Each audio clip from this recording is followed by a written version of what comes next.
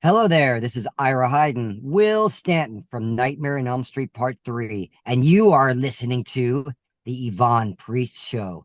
And whatever you do, don't fall asleep. Hello, everyone, and welcome to the Yvonne Pre-Show. I am Yvonne Pre, your little ray of darkness, and today we have the very first of the last of the children of Elm Street. Hopefully, it's not going to be the last child of Elm Street I have on this podcast. We have Ira Heiden.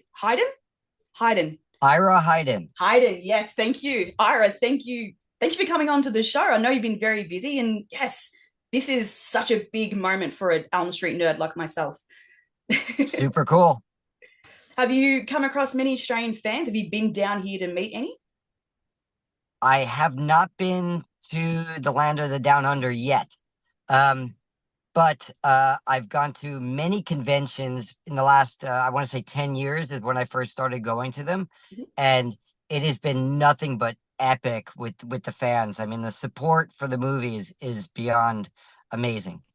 Oh, that's great. Because apart from being this, you get to just join into this little Elm Street family from all these other sequels as well. Like, how great is that little community that you get to be a part of now?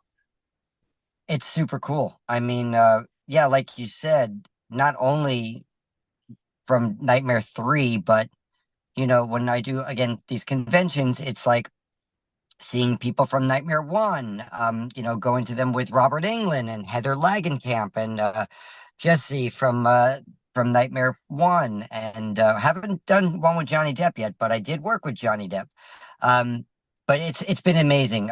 Brooke Thies from Nightmare 4 has become such a good friend, and Amanda Wist from the first one has also become a great friend. So yeah, it's pretty amazing, and a really good horror movie to be a part of. Are you a horror movie fan? Like, were you a fan of the series when you auditioned originally? Yeah, the first one scared the hell out of me. Same. Uh, and so I saw it in high school, and I closed my eyes because personally I really wasn't that deep into horror movies. Um, so having the chance to audition for them, pardon me, and be in one was amazing. And then I became super good friends with um Kim Myers, who was in Nightmare on Elm Street 2.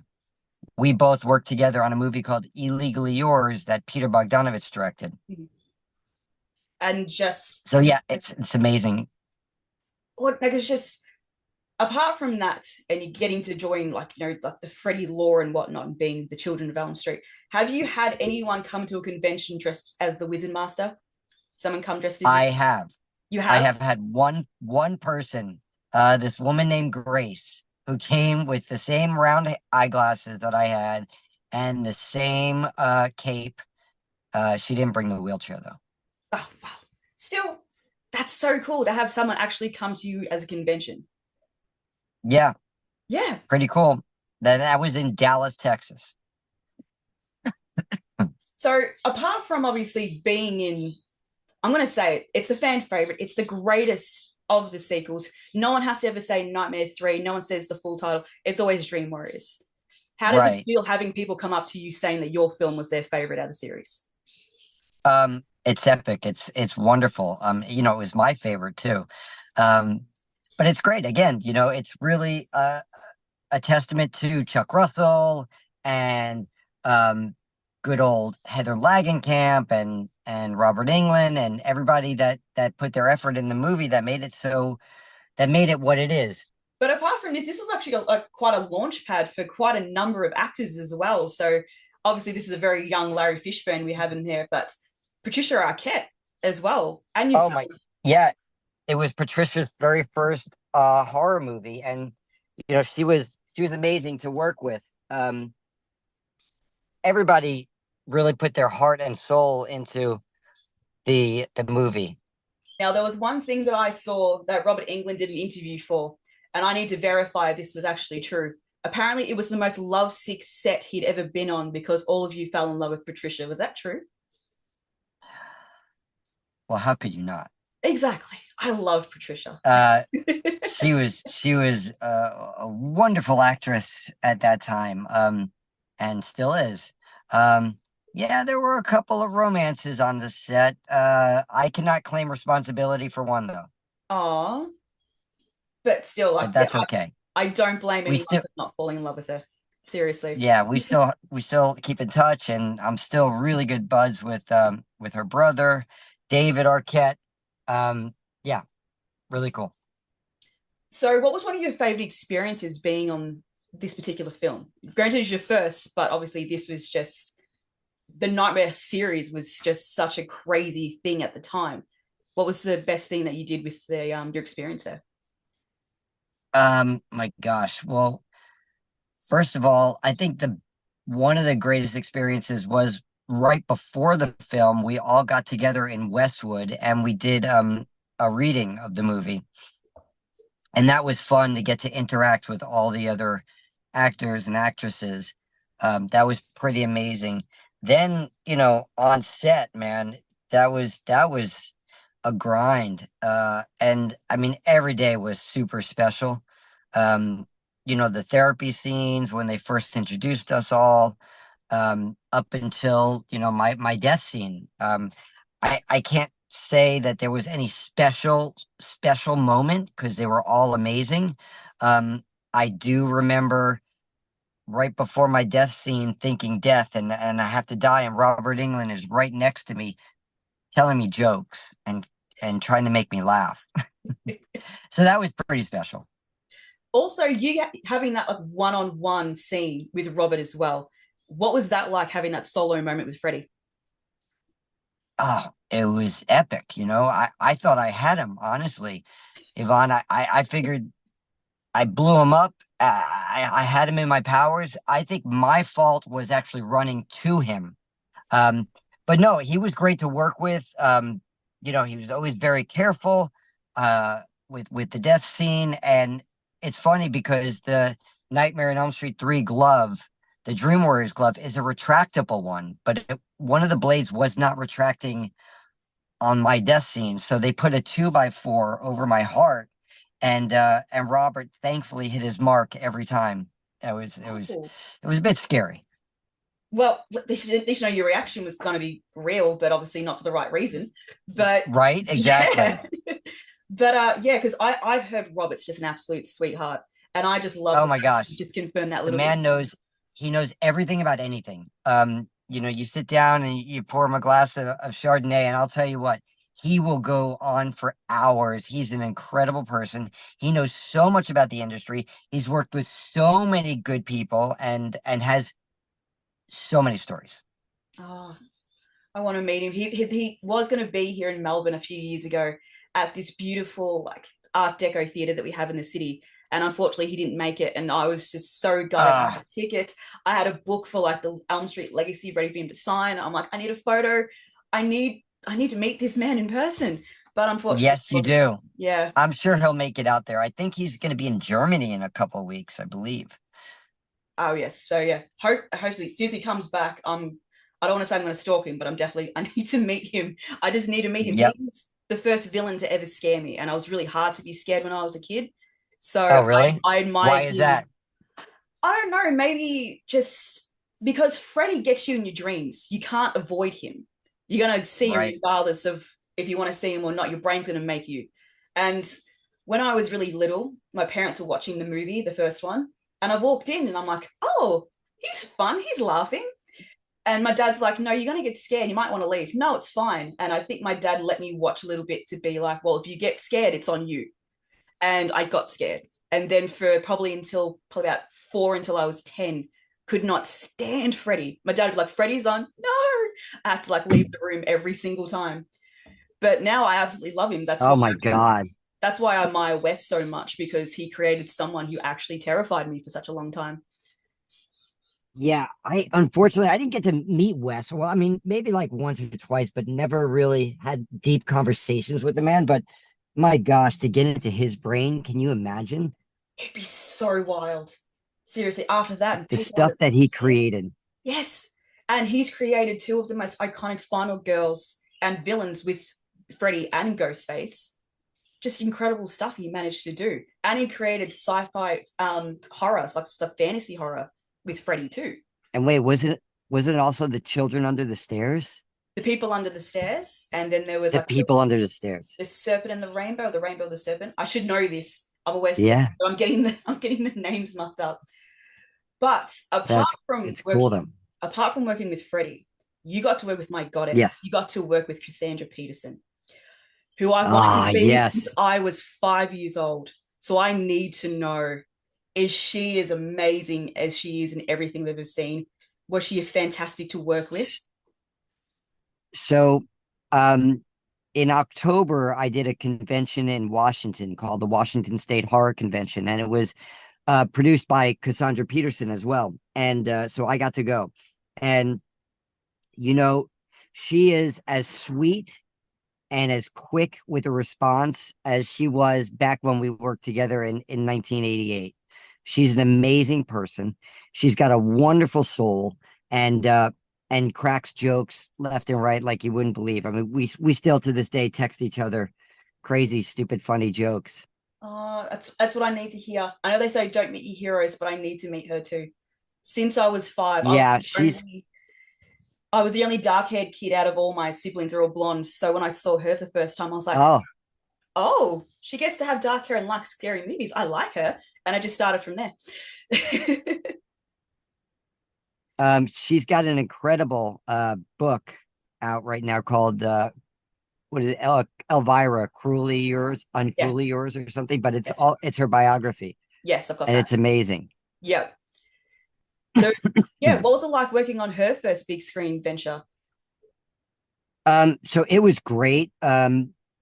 Honestly, I had 3 auditions, and the last callback, there was like, I want to say like 40 of us, and they kept like switching back and forth, kids and everything. And then we got to go and go in with Cassandra, and and that was amazing because she got to hear us work with her, and she was just great. I mean, she's so witty, so fast. Um, it was amazing. And then on set, she was such a professional actress. Oh my gosh. I mean, back then I did not realize that I was going to be making such an iconic movie with Cassandra Peterson. I mean, all her lines in there are so good and they still hold up to this day. Mm-hmm. They screened the movie when we were in Washington, and oh my god, we got to watch it. It was great. Do you ever find yourself even saying something from the movie? Like if you're building something, just grab a tool and start banging. Does that come up every now and then? Oh yeah. Oh, always, always. It Two just days ago we were bosom buddies. it Yep. just seems like you've just been a part of so many fun little films. And these are films that I've been watching since I was a kid. So growing up, people say, what's like an entry level horror? Watch Elvira. If you want to go a little bit darker, then Yep. go for Nightmare 3. But And one thing then you want to go for the good stuff. You want to go for another good one is Ghostbusters because I did the voice work on Afterlife. I was the mini Stay Puft characters, a bunch of them, and that was amazing to work with Jason Reitman, who directed it. Whose father was the god Ivan Reitman. Um, that was also such a special, iconic moment in my career to be a part of the Ghostbusters family. Well, one thing I was actually about to say, because knowing that you were doing the voices for them, one of the first scenes that Ivan actually showed Bill was the little marshmallow scene from Walmart. So how does that feel knowing the Yep, first thing you got to see was you, basically? pretty darn cool. Yeah, I mean, that doesn't get any better, right? doesn't get any better. Like, honestly, like I'm a bit of a Ghostbuster purist as well. So I was worried with a new film. I thought maybe the video game was the closest thing we're getting to a third film, but they just did such Right. justice to it. They did such a great little tribute to Harold. They did such a great job with it. And that must be so amazing to say. You got to be in the It Ghostbusters was amazing. universe. That was amazing that he showed it to Bill Murray first to see it, and that Bill Murray was laughing his tail off. Mm.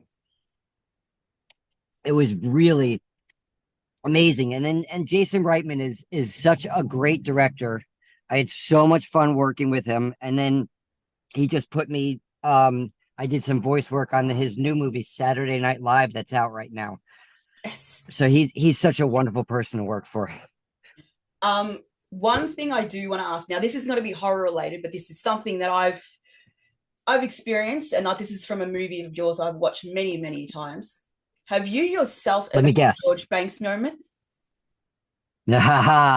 um, so one of the greatest things, again, going back to conventions because they're so cool and the fans are so cool. Um, I was in Chicago at Days of the Dead, the name of the convention. And there was a kid that came up to me and he was 10 years old and he wanted to be an actor. And he recorded the whole scene with me. And although he did the Steve Martin part and I did my part, and that was amazing. That is so cute. Yep. Oh, that is so great. Yeah, I remember I didn't argue with a stock boy. I was with someone when I was going shopping. I was like, okay, I'm gonna get some burgers and buns. So this comes in a pack of 8, and these come in a pack of 6. So I'll need to buy another pack. But then I'm like left with extra buns. And I was with my mother, and she just started laughing like crazy. And I was like, but I don't want to be stuck with superfluous buns. And I'm like, I don't like this. And Nope. no, so I was like, oh God, I've become George Banks. Not that it's a bad thing. George is great, but yeah, I actually had that George Banks moment. Right. I'm pretty sure everyone has. Yeah, I think everybody that's seen that movie remembers that scene. Because it's so true to life, you know? Yeah. You can't get the right amount of hot dogs and hot dog buns. There's always extra hot dog buns. So So Steve, pretty cool. is he as amazing as I think he is? Because even He watching was great to photos, meet. He was my favorite comedian growing up, by the way. So getting to work with him was another incredible adventure. And so my first line in the movie is, "Excuse me, sir, what are you doing?" And I think to myself, well, all the times that he did the huge tirade on Saturday Night Live and then would end with, "Well, excuse me." So I I thought that I was going to be funny, and I we're in rehearsal. It's like 6:30 in the morning, and this is the very first time I'm meeting him. And so the director goes, "Okay, let's just run through this and action." So he's faking opening up, and I scream to the top of my lungs, "Excuse me, sir." Crickets. crickets, Nobody laughed. nobody Nobody laughed. laughed because I think because it was too early to try and play a joke like that. Um, but from that moment on, I just did my line the way it was supposed to be said. But yeah, that movie, my God, it's Live With Me. Both him, both Martin, so great, and that has to be the most iconic scenes out of the whole film. Anytime someone says For bus sure. ride, and I was like, the hot dog scene, is that your favorite? Because it should be. Yeah, it's got to be. It's got to be that one. Well, Yep. Ira, thank you so much for coming onto the show. Hopefully, you had fun. Oh, my pleasure, man. No This has worries. been awesome. This has been Take me awesome. down memory lane. So, Ira, thank you for being on the show. Hopefully, if you want to come back another time, the door's always going to be open for you, mate. I'm actually so happy I got to speak to someone from Elm Street. Hopefully, not the last, as I said. Hopefully, I get to speak to more of Very an Elm cool. Street fan. Well, thank you for Maybe everyone. I'll hook you up with somebody else from the movie. I'll see if I can. So That would be amazing. Thank you. Well, everyone, thank you for watching the show or listening to the show. I hope you enjoyed it. Please like, subscribe, do all those great things, and we'll see you on the next one. Bye, guys.